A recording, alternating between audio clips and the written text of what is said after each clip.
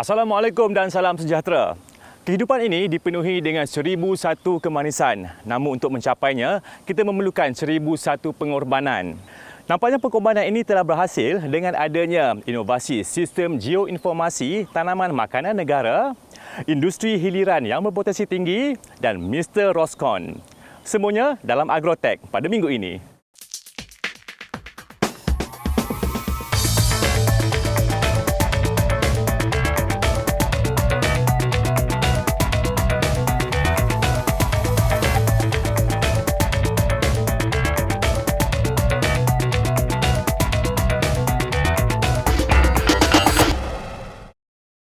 Dakwaan lambakan tanaman makanan yang dipercayai memberi ancaman kepada petani tempatan sedikit sebanyak akan meninggalkan kesan yang negatif. Justru, sistem geoinformasi tanaman makanan negara diperkenalkan bagi menyokong data balance of trade atau BOT bagi menyelesaikan masalah lambakan sayur-sayuran dan buah-buahan tempatan serta kemasukan sayur-sayuran dan buah-buahan import.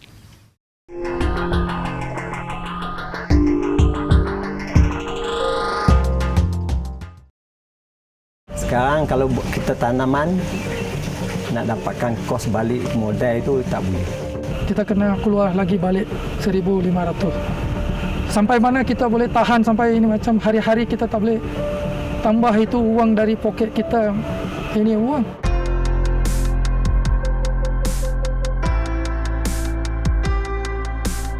Dasar Agro Makanan Negara DAN 2011-2020 yang khusus kepada industri agro makanan adalah bertepatan bagi menjamin bekalan makanan yang mencukupi dan selamat kepada rakyat serta meningkatkan sumbangan kepada pendapatan negara dan usahawan tani. Dakwaan lambakan cili import yang dipercayai memberi ancaman kepada petani tempatan sedikit sebanyak memberi impak yang negatif. Geospatial merupakan integrasi perkakasan perisian dan data yang diakses melalui desktop, web dan mobile untuk mendapatkan maklumat, mengurus, menganalisis dan memaparkan semua bentuk maklumat geospatial sebagai rujukan oleh pihak Jabatan Pertanian. Sistem ini dibangunkan khusus untuk membantu pihak Jabatan Pertanian dalam memantau, menguruskan dan membuat analisis berkenaan tanaman makanan negara. Apabila petani berdaftar dengan sistem ini, petani dapat berhubung terus dengan pemborong untuk sama ada rundingan harga ataupun update maklumat data dan sebagainya. Ini dapat mengelakkan petani itu sendiri daripada berlaku kerugian daripada lambakan hasil lah. Sebelum data geospatial diperoleh, JUPEM merupakan jabatan yang bertanggungjawab dalam menghasilkan pemetaan imej dan kawasan bagi setiap kawasan. JUPEM berperanan dalam melaksanakan fungsi menasihati kerajaan dalam bidang ukur kadaster dan pemetaan serta persempadanan negeri dan antarabangsa.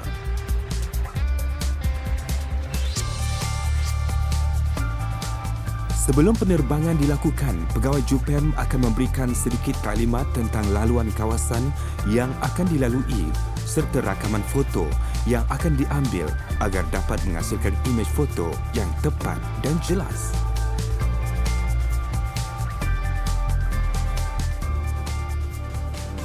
Drone ini dia akan mengambil imej di udara sekeping-sekeping berdasarkan ketinggian, iaitu ground resolution yang diminta oleh agensi yang terlibat. Jadi di mana di sini kami akan membuat ground resolution pada ketinggian 300 meter, iaitu mempunyai ground resolution lebih kurang 9 cm per pixel. Seterusnya, apabila selesai mengambil gambar di udara, drone akan turun. Kami akan melakukan proses initial, proses permulaan di lapangan untuk memastikan data yang diperolehi mencukupi untuk kami bawa ke pejabat untuk diproses penuh. Sebagai pemegang amanah, Jabatan Pertanian bertanggungjawab dalam menjalankan penyiasatan tanah dan guna tanah di semenanjung Malaysia dan wilayah Persekutuan Labuan. Jabatan Pertanian perlu membina pengkalan data tanah dan guna tanah dalam bentuk peta dan atribut atau maklumat di dalam peta. Pengkalan data tanah dan guna tanah akan digunakan dalam perancangan pembangunan projek pertanian, anggaran pengeluaran hasil, ramalan risiko penyebaran penyakit tanaman dan pelan tindakan dengan lebih cepat dan teratur. Setelah kita dapat imej daripada pihak JUPED, iaitu imej foto-foto, jadi kita akan buat interpretasi imej di pejabat. Setelah kita siap menjalankan proses interpretasi imej, jadi kita akan tahu berapa lot yang perlu kita buat verifikasi. Daripada situ, kita tahu aktiviti pertanian sedang berlaku. Contohnya macam especially di kawasan Kemarah Highland, kita akan nampak daripada imej tu, kita akan nampak shade ni lah contohnya. Bila kita nampak shade ni, kita tak nampak apa tanaman yang ada dekat bawah shade tu. Jadi, di situ kemungkinan ada berlaku aktiviti penanaman bunga ataupun penanaman sayur. Di situlah kerja kami untuk membuat verifikasi. Sistem Maklumat Geografi atau GIS adalah sistem komputer untuk merakam, menyimpan, memeriksa dan memaparkan data yang berkaitan dengan kedudukan pada permukaan bumi. GIS boleh menunjukkan pelbagai jenis data pada peta. Ini membolehkan pengguna untuk lebih mudah melihat, menganalisis dan memahami corak dan hubungan. Beginilah kerja lapangan yang dilakukan oleh pegawai bahagian soil dalam mengumpul data yang diperlukan bagi memudahkan urusan petani dan pembekal.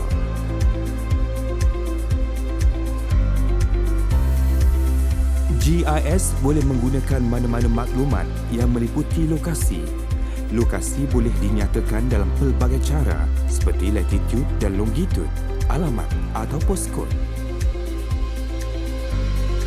Banyak jenis maklumat boleh dibandingkan dan dibezakan menggunakan GIS.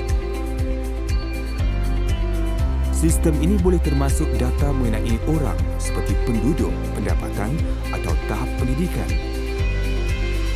Ia boleh termasuk maklumat tentang negeri itu seperti lokasi sungai, pelbagai jenis tumbuh-tumbuhan dan pelbagai jenis tanah. Sistem Geoinformasi Tanaman Makanan Negara disediakan untuk menyalurkan maklumat berpengkalan data secara intranet dan internet.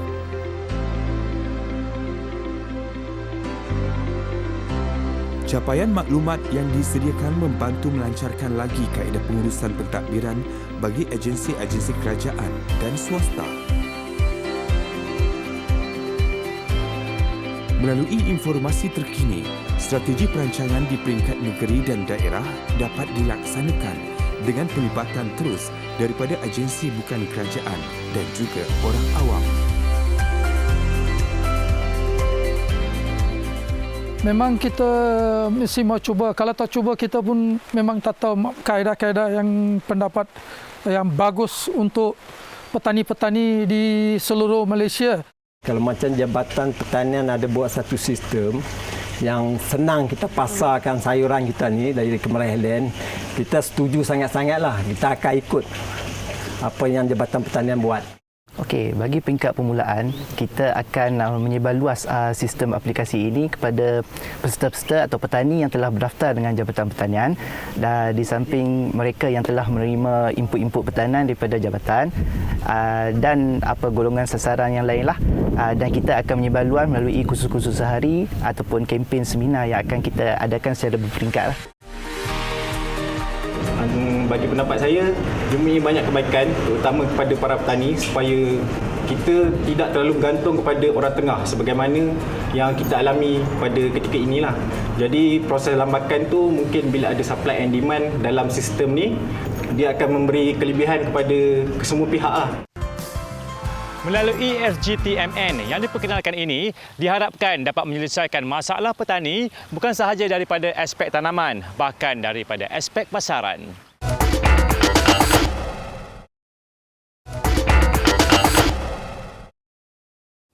Melihat kepada senario pembangunan industri perikanan negara, lambakan ikan bermutu rendah terus wujud dan minat orang ramai terhadap produk yang berasaskan ikan semakin meningkat.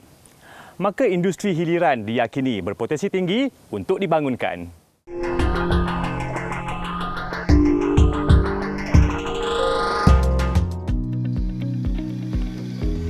Peranan dan fungsi Jabatan Perikanan, DOF dan LKIM akan diperkemas untuk mengelakkan pertindihan fungsi dan meningkatkan kecekapan industri perikanan. Di bawah penstrukturan semula ini, DOF akan bertanggungjawab dalam penyediaan khidmat sokongan untuk semua aktiviti pengeluaran haluan, sementara LKIM bertanggungjawab dalam khidmat sokongan bagi aktiviti hiliran seperti pemprosesan dan pemasaran. Melihat kepada senario semasa pembangunan industri perikanan di negara ini dengan permintaan ikan yang semakin meningkat, lambakan ikan bermutu rendah terus wujud dan minat orang ramai bertambah terhadap produk berasaskan ikan, maka industri hiliran diyakini berpotensi besar untuk dibangunkan.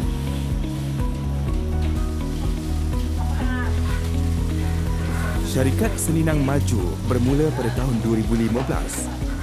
Bagi pemilik syarikat ini, Encik Sabtu bin Awang Aminah, pada mulanya, beliau bermula dengan berniaga secara kecil-kecilan. Lama-kelamaan, produk ikan bilis beliau telah mendapat tempat di hati pembekal luar dan dalam negara. Kini, beliau mempunyai empayar perniagaan yang besar dengan pelbagai variasi produk di kampung berbuluh laut wilayah Persekutuan Labuan.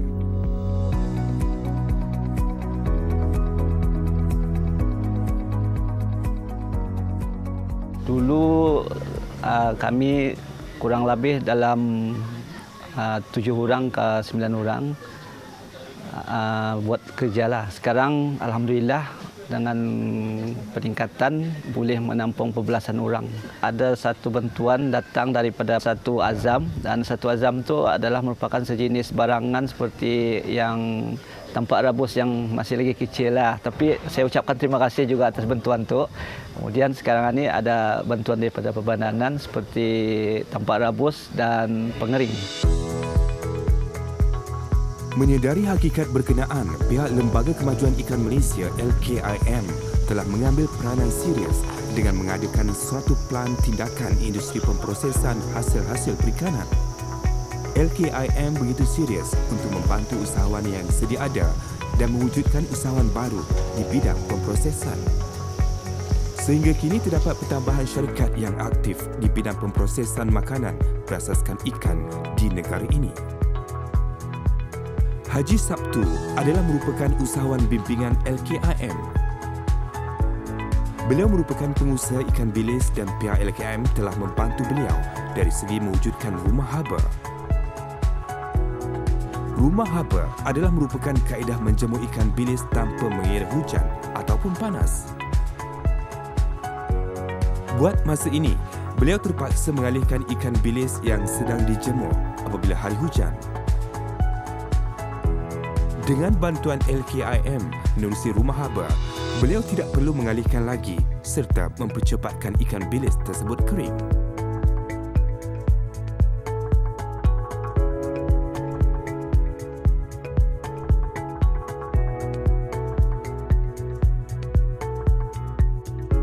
Faktor utama bagi membangunkan industri pemprosesan ialah bahan mentah perlu mencukupi untuk diproses pada harga yang kompetitif dan berterusan. Kecukupan bahan mentah asas pada harga yang kompetitif adalah untuk mengurangkan kos serta menambah kecekapan pengeluaran. Bagaimanapun, jika bahan-bahan mentah tempatan tidak mencukupi, industri pemprosesan masih boleh dijayakan dengan mengimport bahan-bahan berkenaan dari negara lain. Di samping itu, faktor penyumbang yang lain adalah kos buruh yang rendah yang dapat menutup kekurangan industri pemprosesan. Melalui soal selidik yang dibuat oleh Perbadanan Labuan, hasil pendapatan usahawan sebelum ini hanya RM3,000 sahaja. Tetapi, apabila mendapat bantuan dari Perbadanan Labuan, nilai keuntungan usahawan ini mencecah sehingga RM8,000 bergantung pada jumlah tangkapan.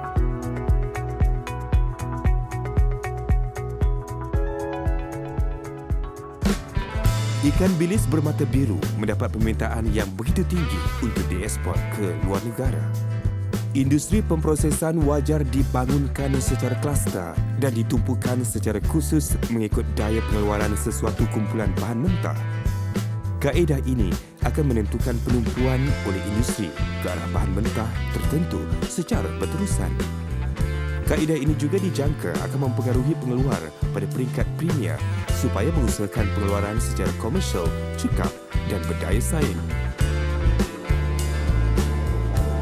Bagi pengusaha keropok ikan Ken berbuluh, perusahaan ini telah membawa peluang pekerjaan bagi penduduk kampung. Selain membuka peluang kepada golongan bumi putera berniaga, program peningkatan kemahiran dan keusahawan ini turut mendedahkan peserta dengan kemahiran tertentu mengikut kursus yang dipilih. Peserta akan menjalankan kursus selama 2 bulan mengikut jadual yang telah ditetapkan. Dalam tempoh pembelajaran, pelbagai pendedahan diberikan, antaranya selok-belok dalam bidang perniagaan.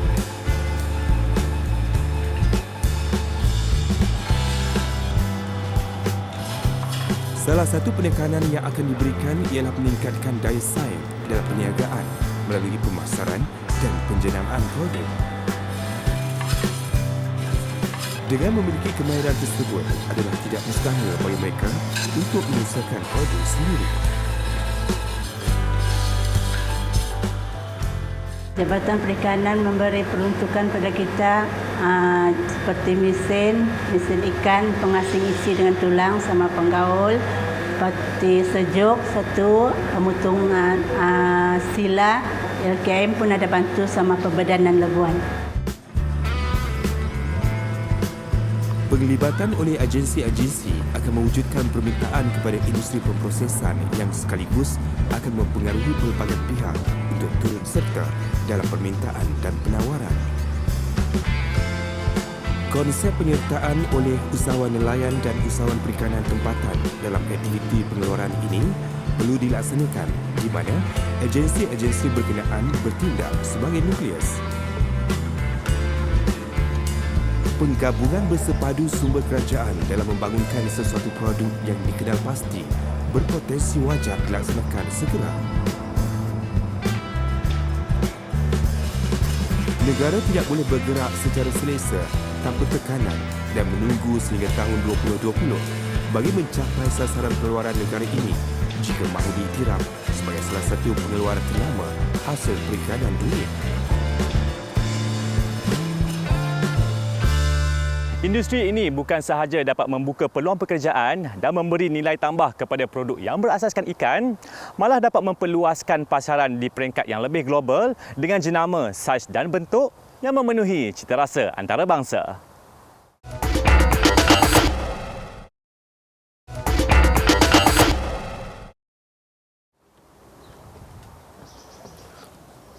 Bagi mencapai matlamat untuk menjadikan Negeri Sembilan sebagai pengeluar sumber makanan asas yang terbesar di Malaysia, Jabatan Pertanian Negeri telah pun melancarkan projek peningkatan pengeluaran tanaman jagung manis di daerah Rembau sejak tahun 1998. Mari kita saksikan.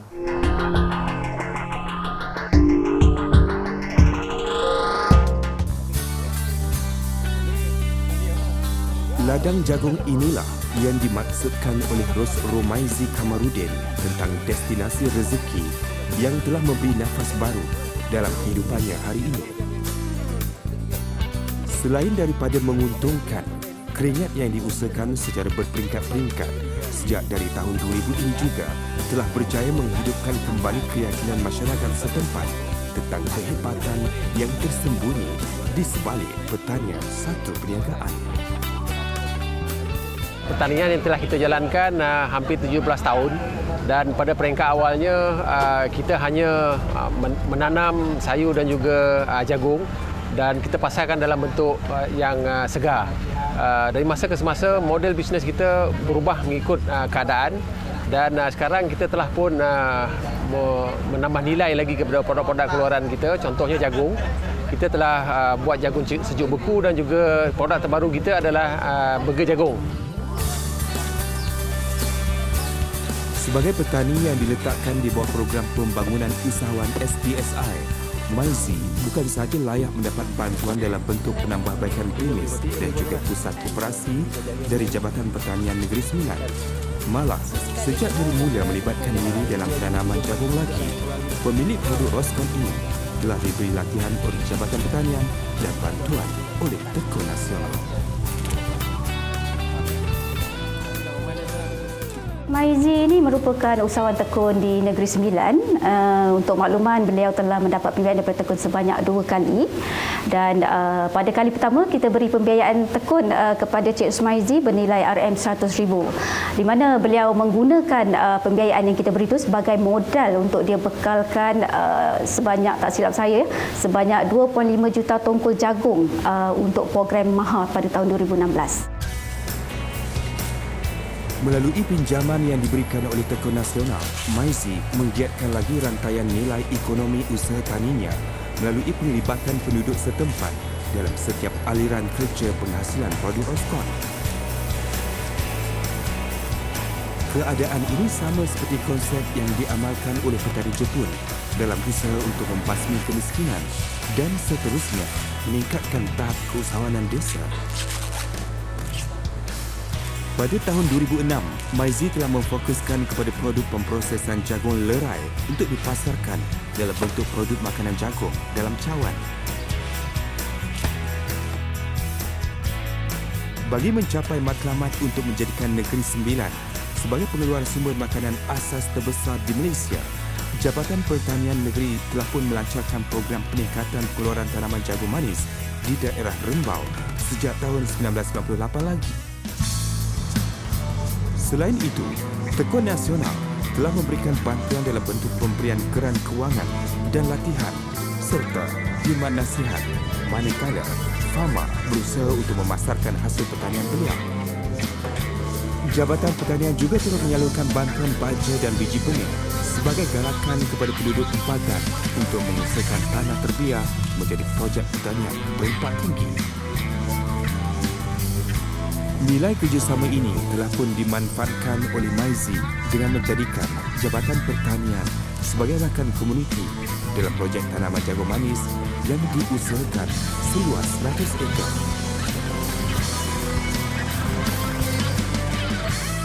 Kita berusaha dari masa ke semasa untuk memberi pendidikan dan juga kesedaran, kongsi ilmu dan juga kongsi pengalaman kita yang kita lalui 17 tahun untuk kita dapat menarik golongan-golongan ini. Dan kita lihat alhamdulillah setiap tahun lebih kurang 30 ke 40 pelajar-pelajar beruniversiti datang ke syarikat kita untuk menjalani latihan industri dan kita nampak perubahan-perubahan minda dia orang ni untuk minat sektor ini dan kita beri pendedahan yang luas pada mereka.